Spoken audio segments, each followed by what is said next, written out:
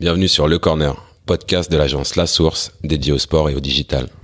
Sébastien, Mathieu, ravi de vous avoir avec nous pour cet épisode de Le Corner. Je propose de vous laisser vous faire une petite introduction rapidement sur chacun vos rôles à Canal. Enchanté et merci de nous recevoir. Du coup, Mathieu Montigo, je travaille à la DPM, donc Direction Product Management côté MyCanal. Et je suis en charge du produit MyCanal plutôt sur la partie sport et la partie player de MyCanal. On détaillera après.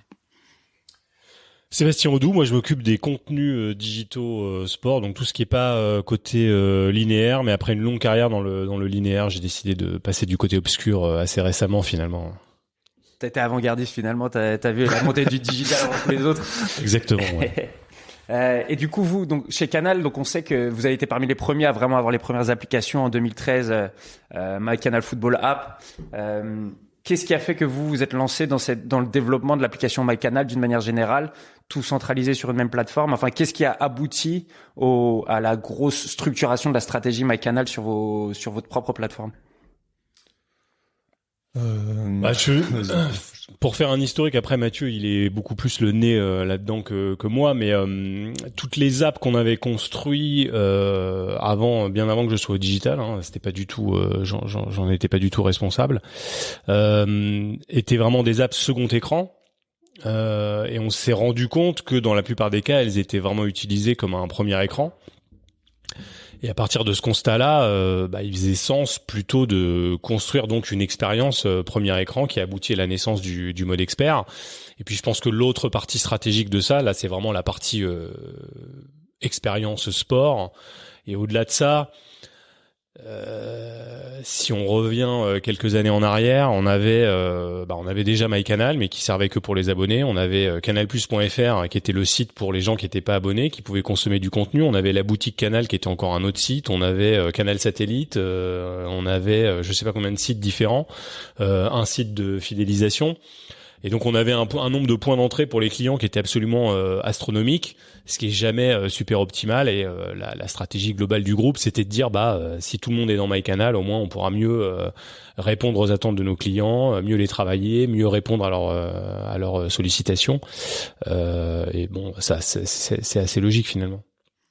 C'est exactement ça, c'est-à-dire qu'on est passé aussi d'une stratégie où on avait plein d'apps, enfin comme tu les as cités, il y avait aussi du C8, du C-Star, du C-News qui traînait, on a tout rationalisé dans une même app avec à la fois à la demande et la partie live.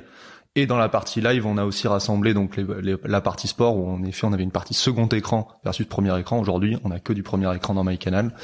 Et l'idée c'est de pas perdre l'abonné et de toujours l'avoir avec soi et avec le flux live parce que c'est ça le plus important pour nous. Et du coup, techniquement, c'est plus dur d'avoir plusieurs plateformes à entretenir, mais avec un objectif par plateforme, ou c'est plus dur de tout mettre sous une même plateforme en disant on va faire coïncider tous les différents programmes, tous les différents contenus en fonction des droits sur une même plateforme? C'est plus dur, je sais pas si c'est plus dur d'avoir tout au même endroit, mais ça permet surtout d'avoir des développements communs et de faire profiter. Enfin, MyCanal étant une app généraliste, on a à la fois donc du sport, du ciné, des séries, et ça permet de faire profiter les développements à tout le monde. C'est-à-dire qu'on peut quand même trouver des similarités entre un programme sport et un cinéma au sens technique, puisqu'on va pouvoir le rattacher à une fiche programme, avoir des éléments attachés à cette fiche programme, et tout ça au sein d'une même app, ce qui fait que on va pouvoir avoir tout ça en une seule fois et pas seulement dupliquer. Alors j'ai une app, la Canal Football App, j'avais MyCanal, et finalement en plus ça coïncidait même pas puisqu'on avait pas forcément les mêmes ID. On avait des problèmes de synchronisation parce que ça c'était un autre souci à l'époque, c'est qu'on avait le flux live d'un côté et de l'autre côté les statistiques ou les données enrichies qui étaient pas synchronisées. Aujourd'hui tout ça au sein d'une même app, ça permet de faire coïncider le programme et le contenu qui va avec associé. Et toi, Sébastien, avec la perspective sport, tu t'y retrouves là-dedans? T'as l'impression de bénéficier des développements qui ont été faits sur les autres programmes au service du sport finalement? Oui, évidemment. C'est vrai que si on regarde le marché global, c'est pas forcément la norme d'avoir une app hyper généraliste dans lequel on a aussi une expérience sport qui est finalement assez développée. Mais malgré tout, quand on voit la crise dans laquelle on se trouve, dans laquelle on essaie de sortir péniblement là, du Covid, le sport s'arrête. Quand on est dans MyCanal, on a de la chance nous, contrairement à beaucoup de nos concurrents. Il y a pas que du sport dans MyCanal, donc il y a autre chose à consommer. Donc je pense que c'est vraiment un avantage. En revanche, il y a aussi une complexité à gérer pour nous en termes du UX, enfin c'est surtout pour Mathieu, parce que encore une fois, moi je suis à la réception des choses, je suis du bon côté. Toi t'envoies, il se débrouille. La complexité étant que qu'il faut arriver à faire notre expérience sport dans le mécanisme général d'une app qui ne fait pas que du sport. Donc évidemment, il y a une grande complexité. Encore une fois, surtout pour Mathieu. Quand moi je dis tiens, ce serait cool de faire ça, Mathieu il est là pour me dire ouais mais attends parce que c'est pas sûr qu'on puisse le faire aussi simplement que ce que toi tu peux imaginer. Mais je crois qu'au final c'est vraiment hyper positif pour l'expérience client globale, sachant que nous notre cœur de métier il a toujours été de vendre du sport et du cinéma et des séries et un certain nombre de programmes différents, et donc ça fait sens finalement d'avoir une plateforme généraliste en OTT aujourd'hui. Et du coup, vous là-dessus, sur cette plateforme généraliste, vous avez eu des sources d'inspiration ou vous êtes vraiment parti vous dans votre propre projet en se disant on veut vraiment être innovant et être les premiers à faire une plateforme comme ça, parce qu'il y avait pas vraiment de grosses boîtes qui l'ont très bien fait avant vous, je crois, en Europe. Il y a la BBC un petit peu qui avait mis le nez dedans. Aux États-Unis, tu as sans doute des 2-3 acteurs qui s'étaient penchés dessus, mais est-ce que vous avez des sources d'inspiration? Vous êtes vraiment parti de feuille blanche avec votre propre réflexion pour créer cette expérience-là? Il y a eu, je pense qu'il y a eu une volonté. Enfin, on a réfléchi nous sur le marché, comment on pourrait rassembler toutes nos apps au sein d'une même app MyCanal. Après, est-ce qu'il y a eu une source d'inspiration particulière? Je suis pas certain parce que comme tu l'as dit, on est un peu en France déjà, on est les seuls à avoir autant de contenus différents du sport, du cinéma, de la série, des documentaires. Même en Europe, il y en a pas beaucoup. Il va y avoir Sky Sports, Sky, pas justement Sky Sports, Sky au UK. Ouais, Sky a une stratégie différente. Mais ils ont une Sky, ils ont plusieurs apps. Donc finalement, on est à peu près les seuls. Donc en termes d'inspiration sur ce modèle-là, je pense qu'on a dû travailler un peu de notre côté. Après, on a forcément pris de l'inspiration sur des fonctionnalités type le mode expert. On a réfléchi globalement. On a pu voir ce qui se faisait aux États-Unis sur de la stat enrichie et comment l'ajouter au flux. Mais après, on est quand même parti sur une expérience assez made in Canal pour le coup. Ouais, complètement. Moi, j'ai pas le souvenir d'une expérience proche du mode expert qui existait avant qu'on fasse le mode expert. Et puis pour ajouter sur ce que dit Mathieu et sur ce qu'on disait avant, la complexité aussi de MyCanal et du business model de l'évolution du business model de Canal en général, c'est que Canal à la base c'est une chaîne autodistribué, et après on a créé des déclinaisons sport, etc. Mais globalement c'était un écosystème un peu fermé qui n'a cessé de s'ouvrir avec un rôle de distributeur, d'agrégateur, parce que c'est ce qu'on dit il y a 15 ans avant l'OTT, on parlait de distributeur de chaînes.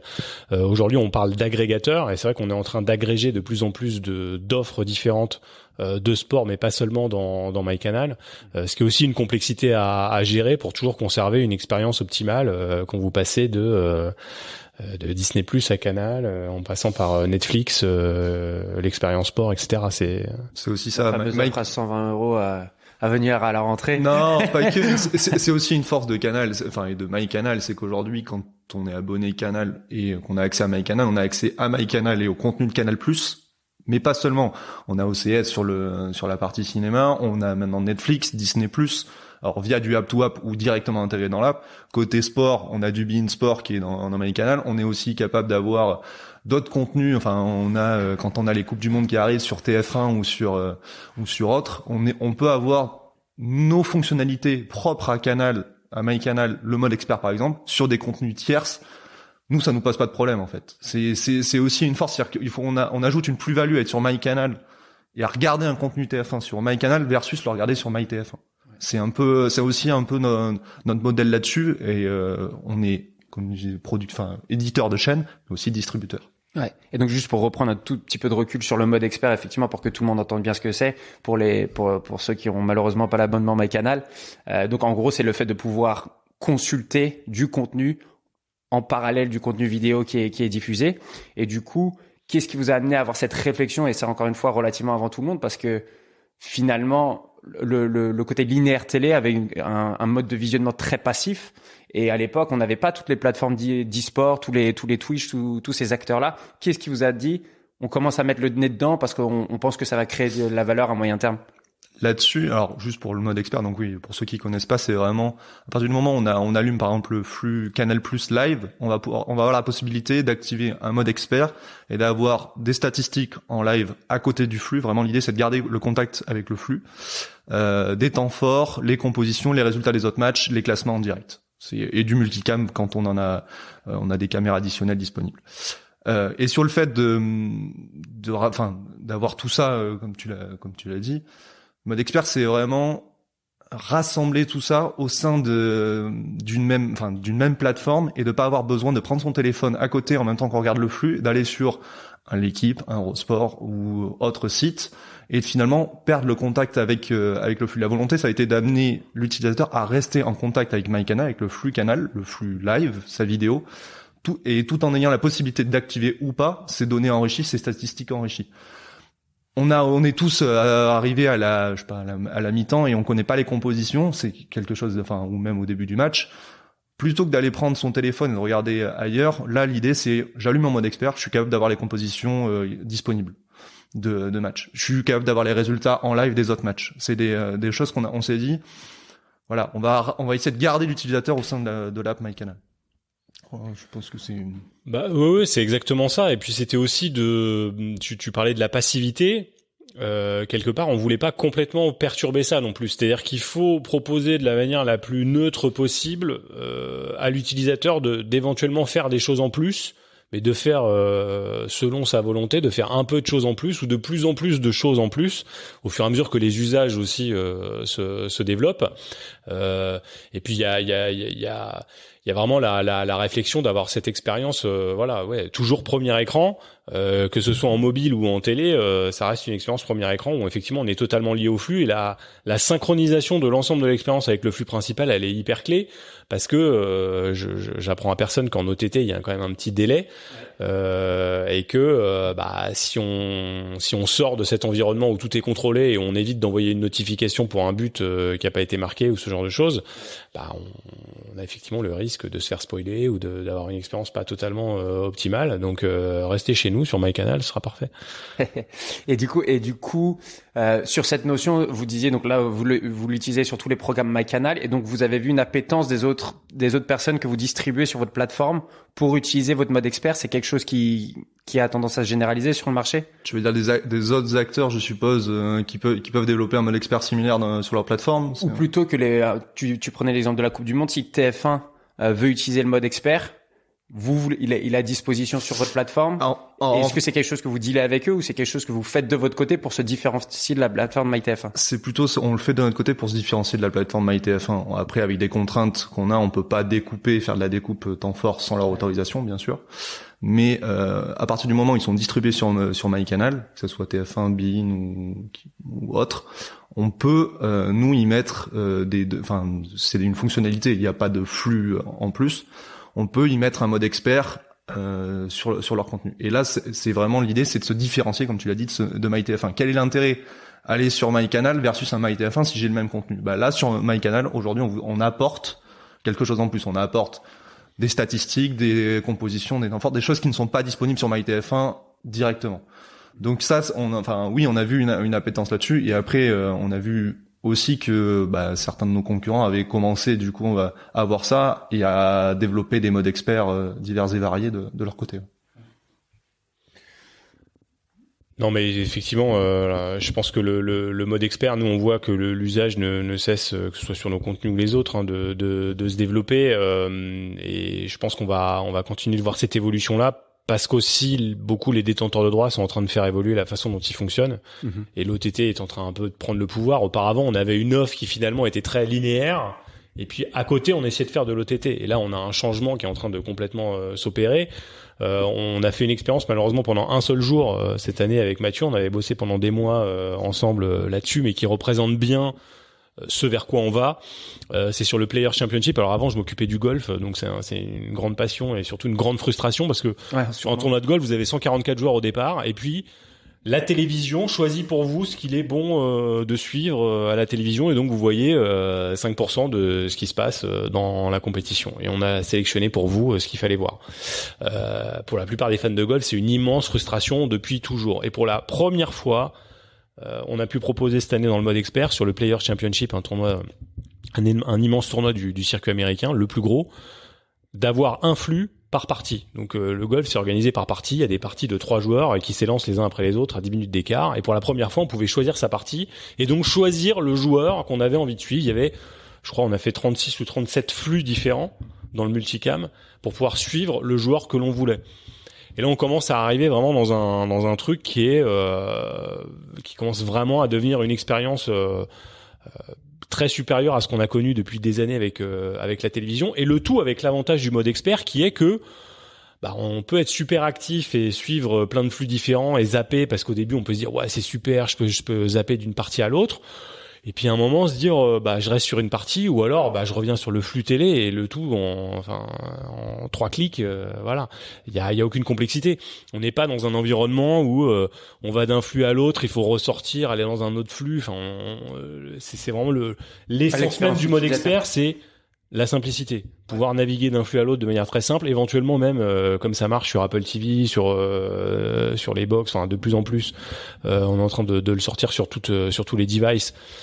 Si vous avez une très grande télé, vous pouvez très bien rester en mode mosaïque et naviguer dans les flux tout en laissant le flux principal ouvert, ce qui est aussi une expérience super cool. Et ça c'est vraiment là pour moi on touche à ce que l'OTT peut apporter au sport versus juste rajouter c'est ça, parce que fondamentalement vos premières applications, malgré tout il y avait une tonne de fonctionnalités, il y avait notamment la fonctionnalité SICAS, tu pouvais jouer une tonne de flux, mais en fait comme tu l'avais pas assez éditorialisé, les gens avaient plutôt tendance à se perdre, et là du coup vous l'avez un petit peu éditorialisé tout en mixant un tout petit peu d'activité et de passif, et du coup je crois que c'est ça qui marche assez bien chez vous. Ouais, parce que tu vois, par exemple, le multi-angle, on peut le dire, hein, le multi-angle qu'on avait dans la Canal Football App, c'était pas hyper consommé par les gens. Ouais. Parce que la vérité, c'est qu'un but, quand il y a un but qui est marqué dans un match de foot, le réalisateur, il est plutôt bon. Ouais. Il y a des caméras partout et il y a une superbe sélection des meilleurs ralentis à voir de ce but-là. Donc effectivement, le côté, je vais moi-même choisir l'angle pour revoir mon but, c'est cool, mais ça reste un peu gadget sur la longueur. Ouais. Et en fait, c'est ça aussi qui compte, c'est d'essayer de construire l'expérience qui va être le moins gadget possible. Le truc qu'on va continuer à utiliser même des mois après, et pas le truc qu'on va se dire waouh c'est super, et puis en fait au bout de 2 heures on en a marre et on arrête. Quoi. Tu reviens jamais.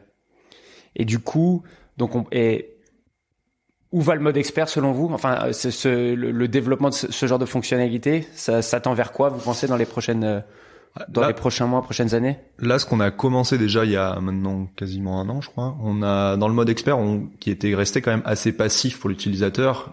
Finalement, il consommait les statistiques, mais tout ça de manière passive, ou les vidéos. Là, on a rajouté depuis 1 an quelque chose qui manquait beaucoup à nos abonnés, qui était présent dans la Canal Football App, c'était la note des abonnés. Jusqu'à il y a peu de temps, elle avait été supprimée, donc les abonnés votaient sur Twitter. Enfin, les abonnés et pas que les abonnés. Et on l'a remise dans le mode expert. Pas seulement sur le foot. Donc aujourd'hui, les abonnés Canal peuvent voter dans le mode expert, donner une note qui est après relayée dans le Canal Football Club, dans le Canal Rugby Club, suivant ou autres pour la F1. Donc déjà, ça a été une première note d'interactivité, d'engagement de l'utilisateur qu'on a rajouté dans le mode expert et qui est réservée aux abonnés. C'est vraiment la note des abonnés qui apparaît dans le débrief. Et là, on est en train de réfléchir, à ajouter des modules d'engagement, d'interactivité dans le mode expert, de façon à avoir un aller-retour entre l'antenne, vraiment le flux live, et nous le digital, ce qui vraiment fonctionne. Parce qu'on le voit pour la note du match, à partir du moment où on a un relais antenne, le commentateur dit allez voter sur MyCanal en moitié de deuxième mi-temps, on a vraiment un pic d'audience, un pic de vote à ce moment-là. Donc c'est vraiment cet aller-retour qui va fonctionner, et c'est ça qu'on veut essayer de développer avec des modules d'engagement, de quiz, de vote, de sondage, d'autres dans le mode expert. Je crois que ça c'est hyper important parce qu'en fait, longtemps dans le sport, il y a eu le développement de plus en plus de. Évidemment, quand je pense à ça, je pense surtout à la télévision américaine, mais si vous regardez ESPN, c'est quand même des heures et des heures de shows d'opinion qui s'enchaînent les uns avec les autres, où vous avez des super analystes qui donnent leur avis sur le sport. Et c'est le business d'ESPN en dehors des super droits qu'ils ont, mais globalement en journée ça a toujours été un peu leur business de l'opinion et ça marche, sauf qu'en fait l'expertise de celui qui regarde le sport, elle s'est développée considérablement depuis qu'Internet existe.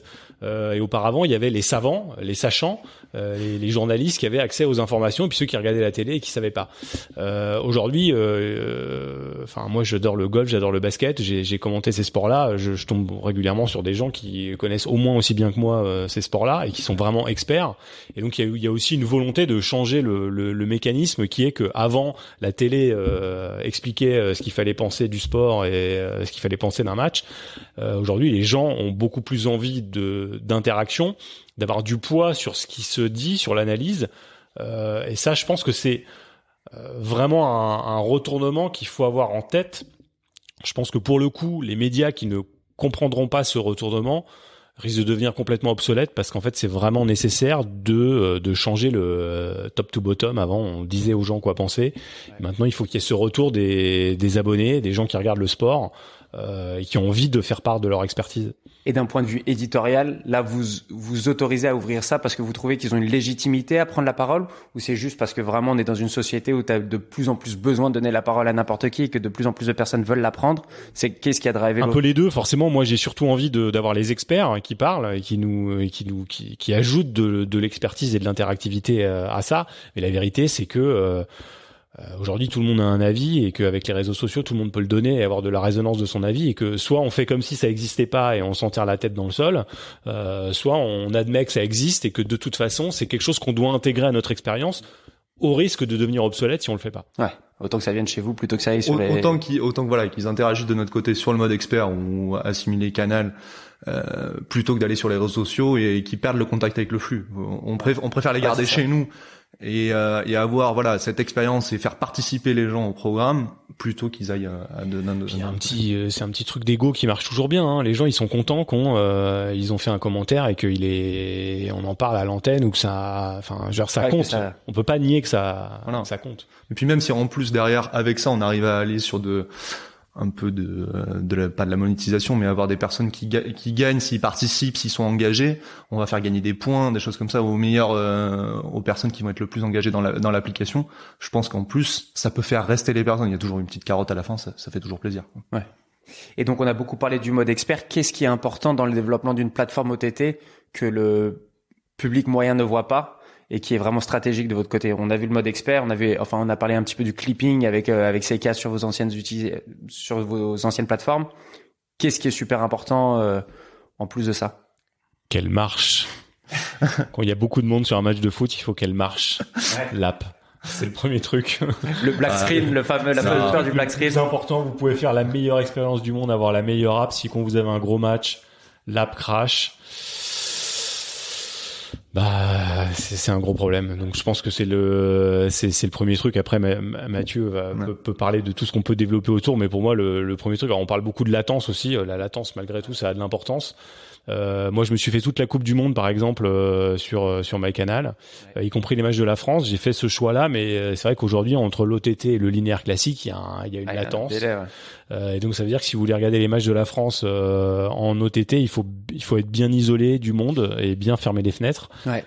Sinon vous entendez les buts avant. Mais je me faisais cette remarque parce que fondamentalement il y a un vrai combat effectivement contre cette latence, mais le nombre de fois où c'est vraiment si critique que ça, je trouve pas que ça soit si... Non, c'est extrêmement limité. C'est une Coupe du Monde avec la France, quoi. Ouais. Globalement, avec la France. Un grand événement sportif avec des Français, où là, effectivement, il y a tellement de monde qui regarde que la rue, moi par exemple le but de Varane, je l'ai entendu, j'avais beau avoir fermé toutes les fenêtres, il y avait tellement de bruit dehors que je l'ai quand même entendu avant de le voir, parce que je tenais à regarder en 4K sur MyCanal.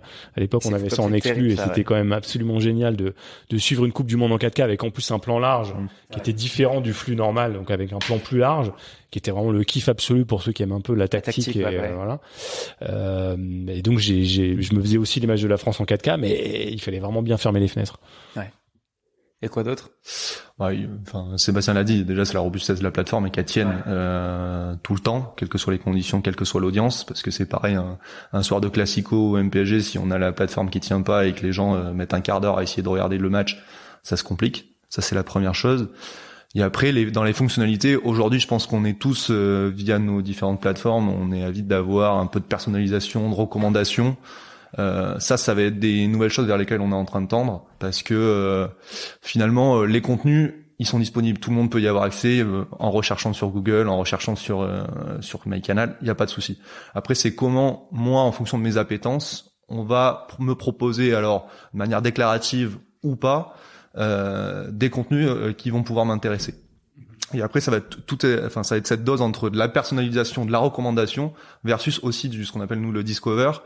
C'est-à-dire que c'est bien d'avoir de la personnalisation, de la recommandation, mais si finalement, par contre, on me propose que les contenus qui m'intéressent, je vais peut-être passer à côté d'autres contenus, et surtout sur une plateforme comme MyCanal où on a quand même du cinéma, du sport, de la série, des documentaires. Même si je suis fan de sport, ça peut peut-être m'intéresser d'avoir des séries et du cinéma, des créations originales Canal. C'est-à-dire que il faut avoir quand même cette balance entre recommandation, personnalisation et aussi discover et le travail éditorial qui va être à côté de ça, puisque en fonction de l'actualité, on va proposer des contenus aux abonnés qui potentiellement les intéresseront, peut-être qu'ils les intéresseront pas, mais au moins qu'ils passent pas à côté. Ouais, ça je crois que c'est hyper important et c'est deux grandes philosophies. Si on compare par exemple Netflix à HBO, la reco Netflix ou YouTube, c'est de la reco algorithmique finalement. HBO a choisi de faire de la reco humaine. C'est deux grandes philosophies, mais en fait je crois qu'il faut pas les opposer. Je crois qu'il faut essayer de mixer les deux pour justement atteindre l'objectif dont parlait Mathieu. Et ça me paraît hyper important à développer. Enfin, moi qui suis par exemple un énorme consommateur de Netflix mais aussi de YouTube, les recommandations sur YouTube c'est d'une puissance absolue, c'est-à-dire que vous venez passer 5 minutes sur la plateforme et au bout de 2 heures vous êtes encore à regarder des trucs improbables, et c'est aussi vers quoi il faut tendre, et c'est là où il y a des choses pour une plateforme comme la nôtre à apprendre et à regarder chez des acteurs comme ça, parce que c'est ce qui fait qu'on passe du temps. Et qu'on passe du temps de qualité aussi sur la plateforme. Il y a passé du temps parce qu'on cherche un truc qu'on a envie de regarder et qu'on le trouve pas, et en fait on regarde éventuellement autre chose et c'est un peu pénible. Plutôt contre-productif.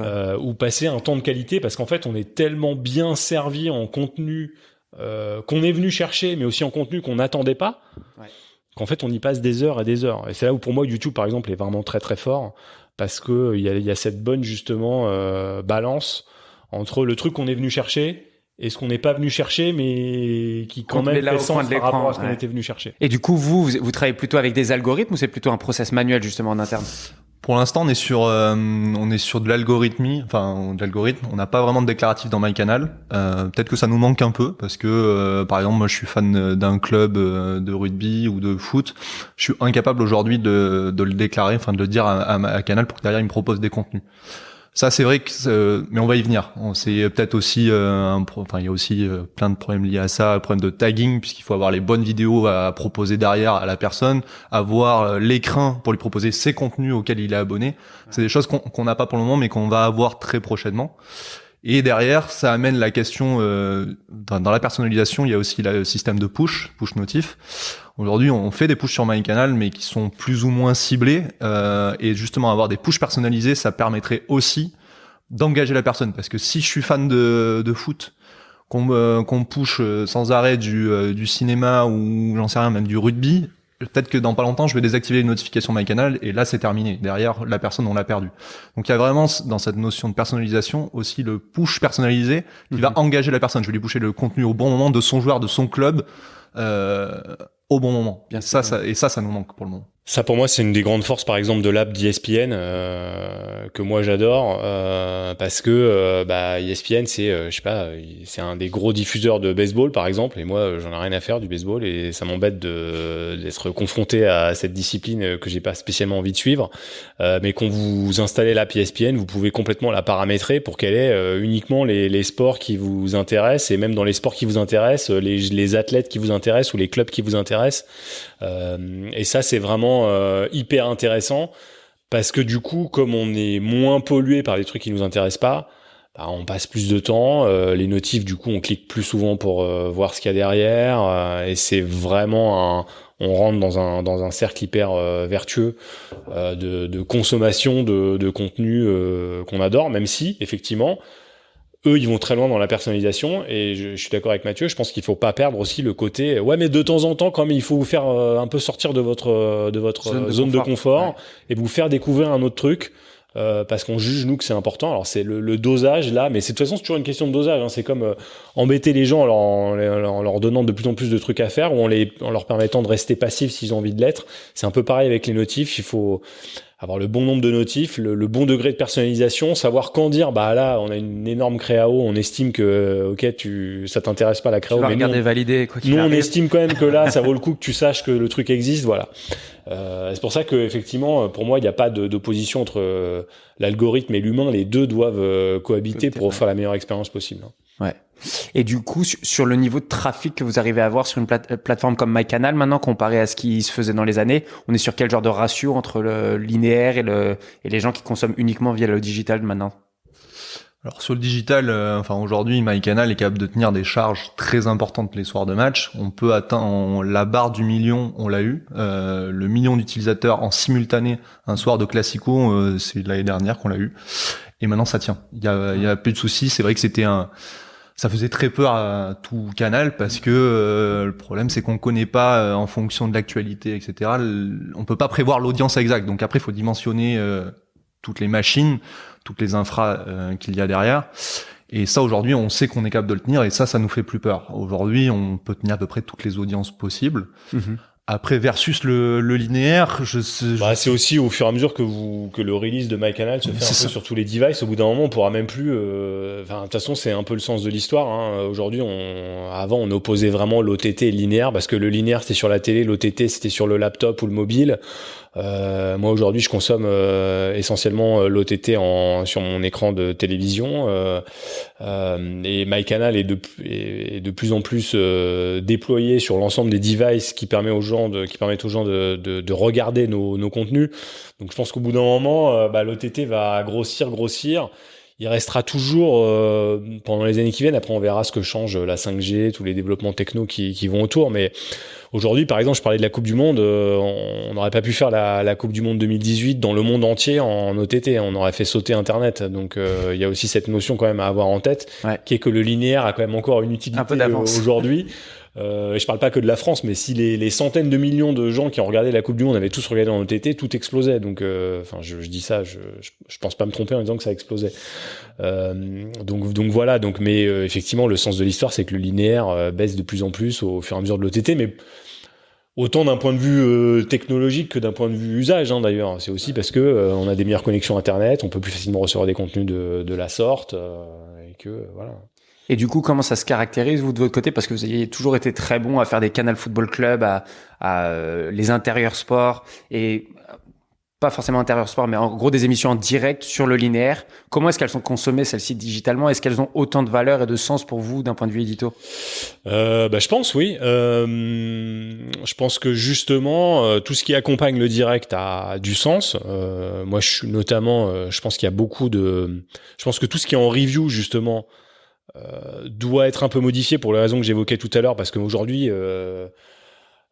l'analyse d'un match, les gens pensent en tout cas que leur avis vaut autant que ce qu'ils peuvent entendre à la télé. En revanche, alors encore une fois là je donne vraiment mon sentiment, je pense qu'il y a toujours une attente avant un grand événement sportif qui nécessite de mettre les gens dedans le plus tôt possible. Et d'ailleurs c'est drôle parce qu'en fait quelque part, en termes d'appel d'offres Ligue 1, le CFC, c'était plus une émission de review que de preview, puisque c'était un peu l'émission round-up de toute la journée de championnat, il restait qu'un match derrière. En tout cas, du point de vue de l'appel d'offres, en termes de droit, c'était ça. Mais nos abonnés l'ont toujours plutôt vu comme le grand chemin qui les amène vers le grand match du dimanche soir. Et je pense qu'il y a vraiment une appétence, je pense qu'on en est tous là, quand il y a un grand tournoi de golf qui commence le jeudi, moi dès le lundi je commence à y penser, j'ai envie qu'on me pousse du contenu avant un match de finale NBA, pendant des heures avant, on a envie que ça commence et on a envie d'avoir du contenu à consommer. Je pense que c'est important. Et donc là c'est du linéaire. En fait pour moi le linéaire il a un intérêt à partir du moment où c'est du entre guillemets du direct. Après qu'il soit consommé en OTT ou en pur linéaire, quelque part on s'en moque, mais je pense qu'il y a toujours un intérêt à être connecté à l'événement sportif. Après effectivement le seul truc qui maintient en vie la live TV, c'est le sport. Je crois que si on regarde les stats de 2018 aux États-Unis, je crois qu'en 2011, il y avait à peu près 50-50 entre du sport et pas du sport sur les 100 meilleures audiences de l'année. En 2018, il y avait 98 programmes sur les 100 qui étaient du sport. Il y en avait 2, je crois que c'était The Voice ou American Idol ou un truc dans le genre. Il y en avait 2 seulement dans le top 100 aux États-Unis. Donc effectivement, le sport en direct, c'est la live TV aujourd'hui. Ouais, on le ressent de plus en plus. Et sur la partie, forcément, en sortant de la période coronavirus, en tant que fan de sport, tout le monde a regardé The Last Dance. C'est un peu ce shift entre comment créer un contenu récurrent, événementiel, sur une plateforme qui est ultra consommée et en cette période d'absence de sport. Et donc du coup l'habitude traditionnelle de l'utilisateur à consommer du sport live. Qu'est-ce que vous avez fait vous de votre côté pour faire vivre un peu les contenus sport en cette période difficile? Effectivement, on a ressorti nous aussi beaucoup d'archives et de docs qu'on avait qui restaient pertinents. Donc ça, c'est effectivement ce qu'on a fait. Après, effectivement, The Last Dance, c'était le truc massu qu'ils ont quand même. C'est une belle paire parce que mine de rien, ils devaient passer en juin pendant les finales NBA. D'ailleurs, je pense qu'en fait, c'était bien mieux de les avoir hors finale NBA et pas liés du tout à la saison NBA. Ça a été fini en confinement, le montage s'est fini en confinement, c'est une sacrée perf aussi logistique d'avoir réussi à finir ce doc absolument merveilleux dans les conditions dans lesquelles ils l'ont terminé. Je crois que Last Dance a fait comprendre à beaucoup de monde une chose, qui est que il était vraiment hyper important, pas seulement comme on le disait, comme je le disais, d'accompagner la saison et d'accompagner les matchs avant, après, autour du direct, mais d'avoir des contenus très forts qui permettent de tenir en haleine en dehors de la saison. C'est aussi ce que fait très bien Drive to Survive sur la Formule 1 de Netflix, ou le All or Nothing sur la NFL de Amazon, qui arrive juste avant que la nouvelle saison reprenne. C'est marrant, on en parlait juste avant, c'est All or Nothing qui m'a amené à la NFL, moi, personnellement, en tant que Exactement, parce qu'il y a aussi cette force du doc, c'est d'amener des gens sur des sports qu'on regarderait pas. Moi, ma femme, elle supporte pas la F1, mais elle a regardé des épisodes de Drive to Survive parce que, en fait, on raconte une histoire. Il y a le storytelling qui prend le dessus. Je pense à Hard Knocks aussi, qui est absolument fabuleux sur un training, les training camp NFL, et c'est quasiment de la télé-réalité adaptée au training camp NFL. Donc ça, c'est effectivement le storytelling qui amène de nouveaux fans vers une discipline, et deux, je regardais les taux de churn. Il y a une étude qui est sortie là de Boston Consulting qui montrait les taux de churn sur notamment les apps propriétaires de pas mal de détenteurs de droits, comme la NBA, le PGA Tour, avec des churns qui sont hyper élevés, donc des gens qui résilient, le churn chronique de gens qui résilient sur du sport. Je pense que ça montre la nécessité dans le sport d'avoir des contenus hyper forts sur le off-season, en dehors de la saison. C'est en plus notamment plus important. Il y a des sports comme la NBA, par exemple, qui ont ça va être moins le cas cette année, mais qui ont des intersaisons extrêmement longues. Et je pense que si t'arrives pas à meubler, il faut meubler, il faut faire mieux que meubler, en fait. Il faut avoir du contenu hyper fort qui va raconter une histoire en attendant que la saison reprenne, pour occuper l'espace tout au long de la saison. Et je crois que Last Dance a vraiment montré ça, parce qu'en fait, il faut quand même juste, je sais pas si on en a vraiment conscience en France, mais moi qui regarde beaucoup les contenus américains, sur toutes les chaînes de sport aux États-Unis, tous les jours, on ne parlait que de Last Dance. C'est-à-dire qu'on suranalysait le moindre plan du doc. On a suranalysé le verre de whisky de Jordan, ou de je sais pas ce que c'était. Le cigare. Le cigare, le plan derrière. Est-ce que c'est sa maison? Est-ce que c'est pas sa maison? Combien il y a de plans différents? Tout a été suranalysé. Et ça montre l'impact. Encore une fois, je pense que si The Last Dance était sorti pendant les finales NBA et que pour le coup, on avait une finale NBA hyper passionnante, le doc aurait eu un impact, mais divisé de moitié, quoi. Donc c'est vraiment un moment marquant, je crois, qu'il faut comprendre. Auparavant, on avait souvent tendance à blinder de contenu le moment où il se passait déjà des choses très fortes. En fait, le vrai truc à faire, c'est d'être très fort sur les contenus quand il se passe plus rien sur le terrain, quoi. Parce que j'allais dire, finalement, c'est avec des moyens complètement différents, avec des storytelling complètement différents, mais c'est ce que vous faisiez un peu avec Intérieur Sport, fondamentalement. C'est ce que j'allais dire, c'est est-ce que du coup, vous êtes dit, est-ce qu'on peut réinvestir dans aller filmer du contenu bien en amont, parce que c'est celui-là qui a une tonne de valeur, comparé à vraiment faire des opérations Intérieur Sport, où c'est en général sur des cycles beaucoup plus courts de tournage? Est-ce que ça a redynamisé une réflexion, ça, en interne? Ouais, le doc, moi j'y crois beaucoup. On a beaucoup développé, même nous en digital, des web-séries purement digitales, en allant on a suivi Sébastien Haller la saison dernière, parce que effectivement, arriver à storyteller des histoires à l'intérieur de la saison sur des périodes différentes. C'est là où il faut du contenu, je dirais monter hyper vite, comme je sais pas, voilà, Liverpool est champion. On a sorti un mini doc, il y aura un doc un peu plus long qui arrivera plus tard. C'est important de pouvoir surfer sur l'actualité, l'accompagner toujours. Mais effectivement, c'est aussi super important, je crois, de suivre sur des longues durées. Et de revenir aussi, parce que on parle de The Last Dance, mais ESPN, globalement, quand ils ont lancé 30 for 30 il y a quelques années, qui était donc une série de 30 documentaires pour le 30e anniversaire d'ESPN, si vous regardez les 30 for 30, c'est essentiellement revenir sur des archives. Ouais.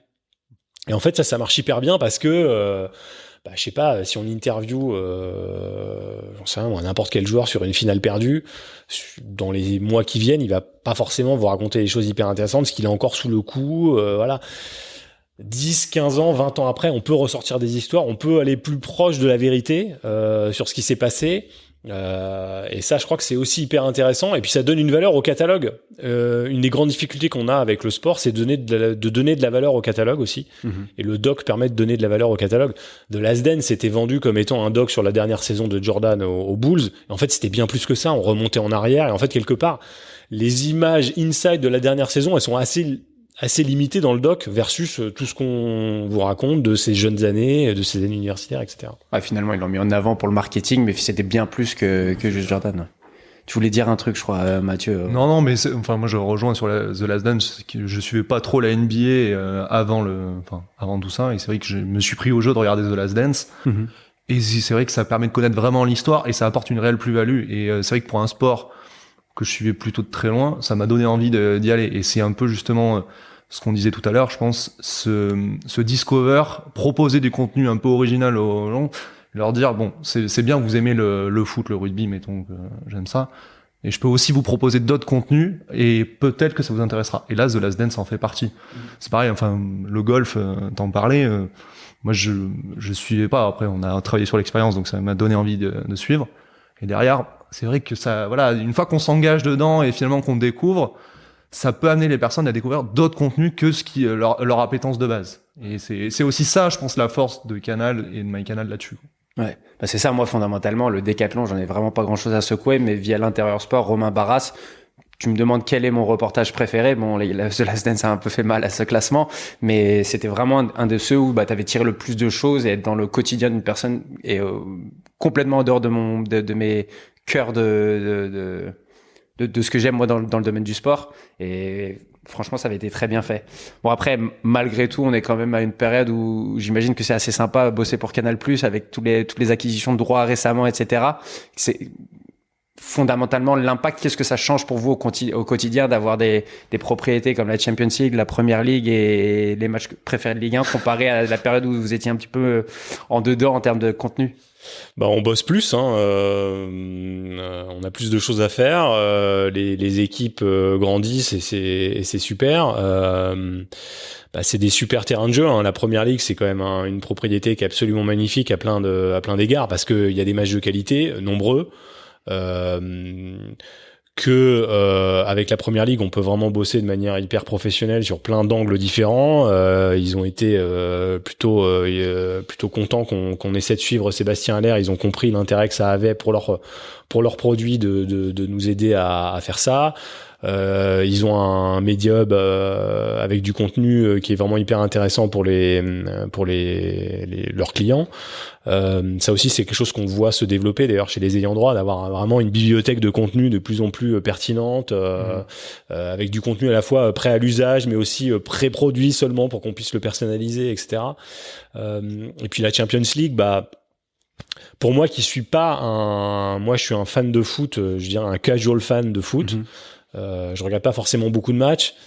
Évidemment, un match à élimination directe de Champions League avec des très grandes équipes européennes, c'est quand même pour moi le Graal absolu, et on est évidemment très heureux d'avoir ce contrat qui revient dans un an.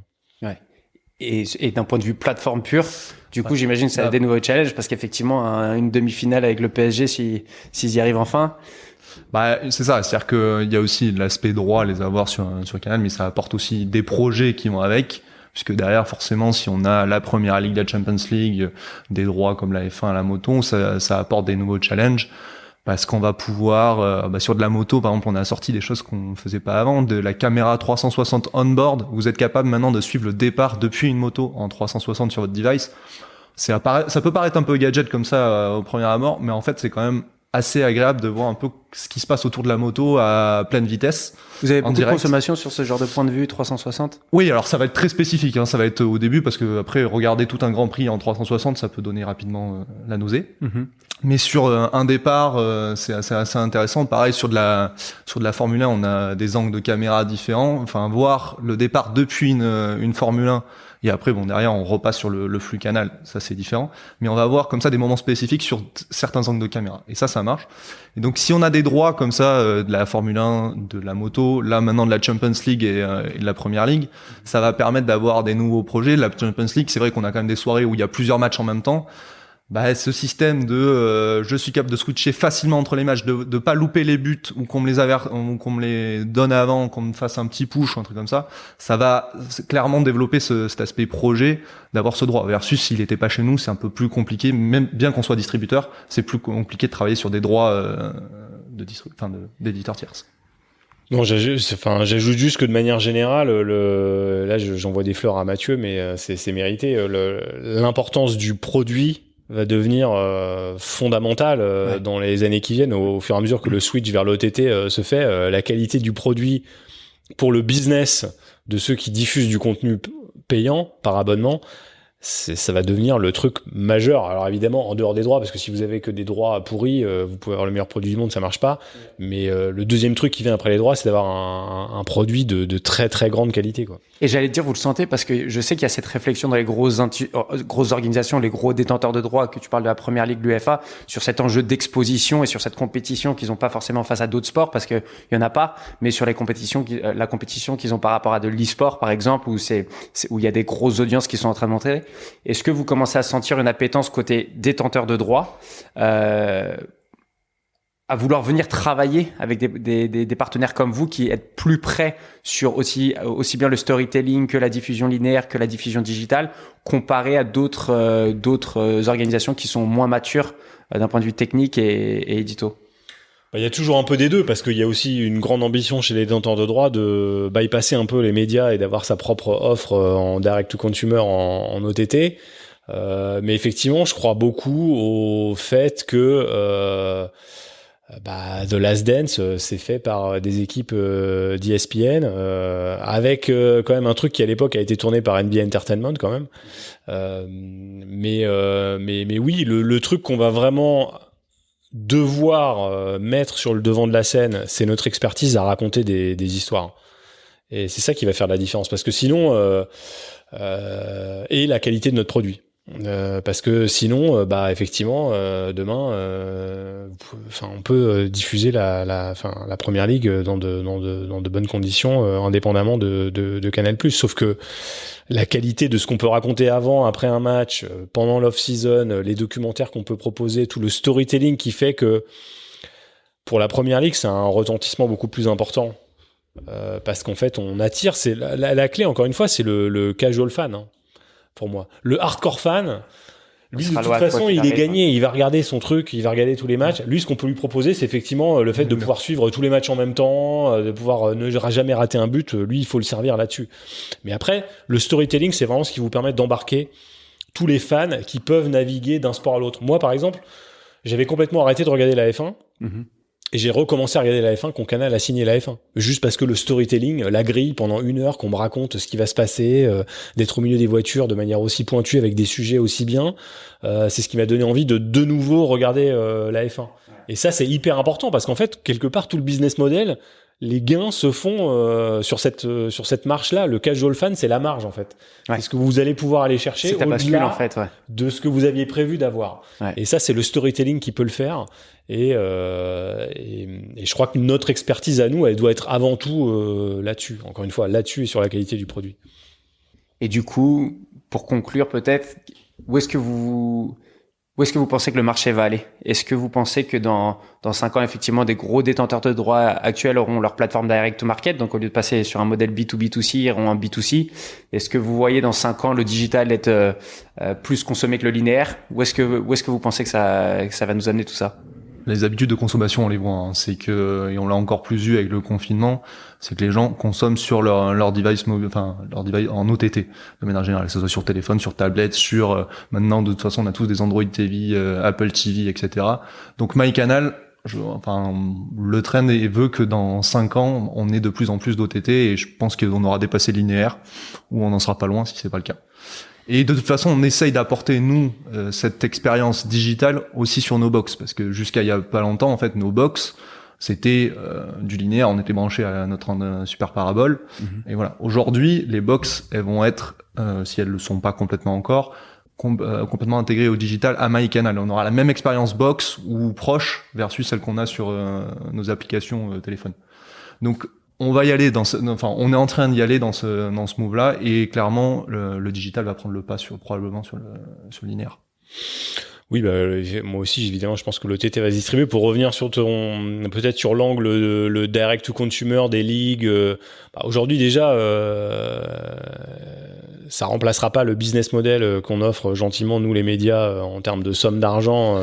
Comparé à la valeur factuelle. Voilà, donc il y a quand même ce petit... Mais même au-delà de ça, de toute façon, moi, je pense, après, encore une fois, hein, c'est mon sentiment personnel, et je pense qu'on va vers de moins en moins... Ce qui a construit le business des droits sportifs depuis 15 ans, 20 ans, c'est vraiment le côté super exclusif. On a les droits, personne d'autre les a, il faut regarder chez nous. Je pense que on arrive un peu au bout de ce modèle et qu'on va aller de plus en plus vers moins d'exclusivité et vers plusieurs acteurs qui peuvent avoir les mêmes droits ou des droits sur lesquels il y a des overlaps sur des mêmes territoires ou des acteurs qui ont des droits worldwide, mais il y a quand même des acteurs locaux qui ont des droits.